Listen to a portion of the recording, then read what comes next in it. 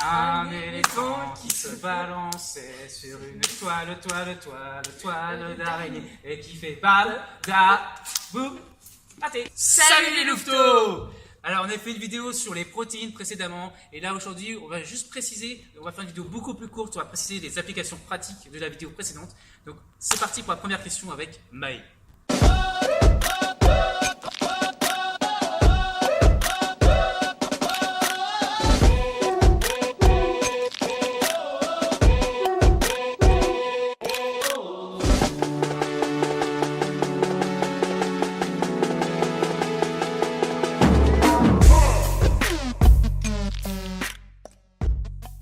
Alors, est-ce que tu peux préciser les besoins en protéines selon les différents cas?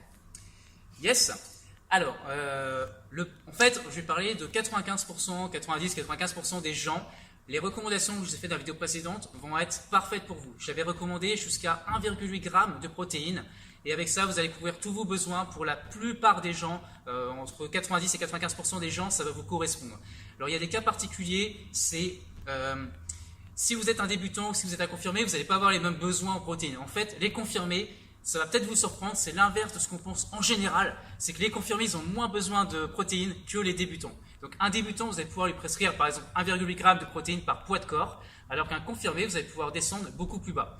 Et ce qui est important de préciser, vous pouvez vous demander d'où je sors ça, c'est qui ce petit gars là, avec la jeune fille à côté qui parle des protéines. En fait, j'ai étudié énormément d'études sérieuses bien évidemment, ce n'est pas des études sponsorisées par l'industrie des compléments alimentaires qui vont vous prescrire des dosages hyper importants, donc des études sérieuses avec des protocoles sérieux, et du coup toutes ces études ont fait des consensus aux alentours de 1,5 g, donc 1,8 c'est vraiment prévoir large, c'est pour couvrir vraiment tous les cas et être vraiment tranquille. Et donc il faut savoir que les femmes, comme je l'avais dit, ont des moins besoins de protéines que les hommes, donc elles pourront descendre plutôt vers les 1,5, vous serez tranquille déjà pour la plupart des femmes. Le débutant, vous pouvez monter à 1,8 effectivement pour être tranquille.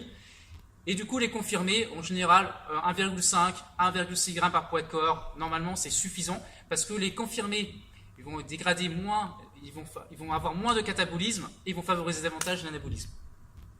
Donc il y avait d'autres cas, on va parler des 5% restants qui eux vont peut-être avoir besoin de plus d'apport en protéines.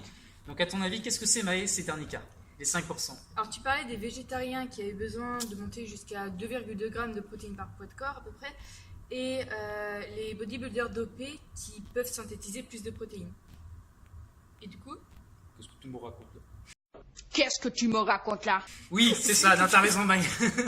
Non, c'est exactement ça. En fait, donc les végétariens, j'avais expliqué par rapport à la leucine, ils ont des besoins qui vont être supplémentaires pour favoriser cette synthèse protéique. Je vous invite à aller voir la première vidéo si vous ne savez pas ce qu'est une synthèse protéique. Donc les végétariens auront plus de besoins, ça peut aller aux alentours de 2,2, voire même peut-être un tout petit peu plus, ça dépend de la combinaison des protéines que vous aurez dans vos assiettes.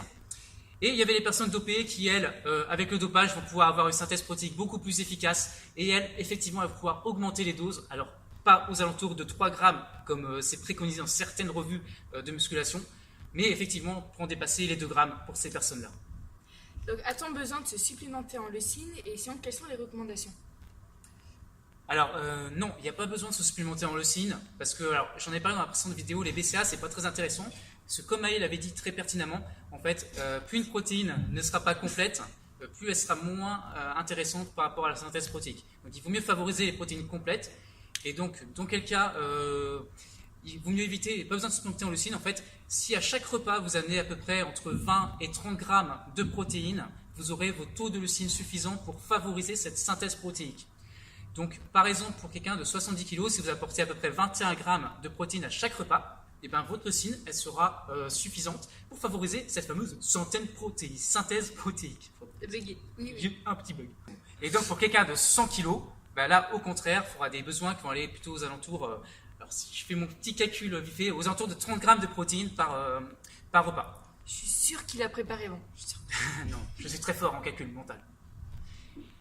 Donc en gros, si vous apportez entre 20 grammes et 30 grammes par repas, et ben vous aurez tout ce qu'il faut en termes de leucine, vous allez favoriser votre synthèse protéique. Et le nombre de repas recommandés par jour, c'est entre 3 et 5 repas, voire 6 repas. Après, ça dépend évidemment du nombre de calories que vous devez ingurgiter. Mais entre 3 et 6 repas, vous allez avoir une très bonne synthèse protéique, un bon anabolisme, et vous aurez tous les besoins en protéines qu'il faut.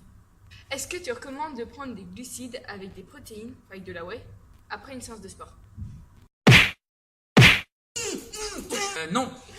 Alors non, en fait, cette question, on fera une vidéo un petit peu plus tard sur les glucides et notamment sur l'insuline. En fait, il n'y a aucun intérêt à prendre des glucides avec votre whey, enfin avec votre protéine, parce qu'on ne parle pas forcément de protéines en poudre. Il n'y a aucun intérêt de prendre des glucides avec votre protéine juste après l'entraînement.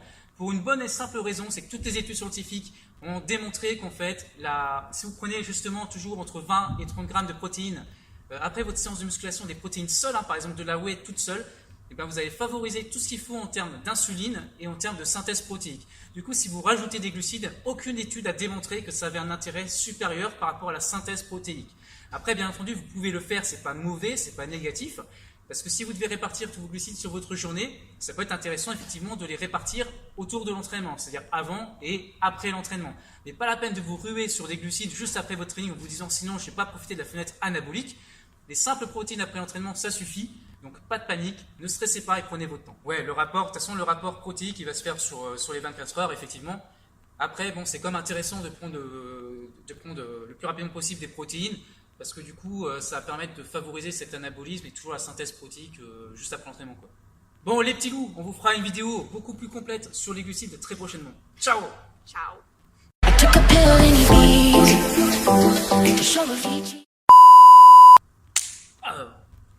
Sinon, je peux le faire. Non, non.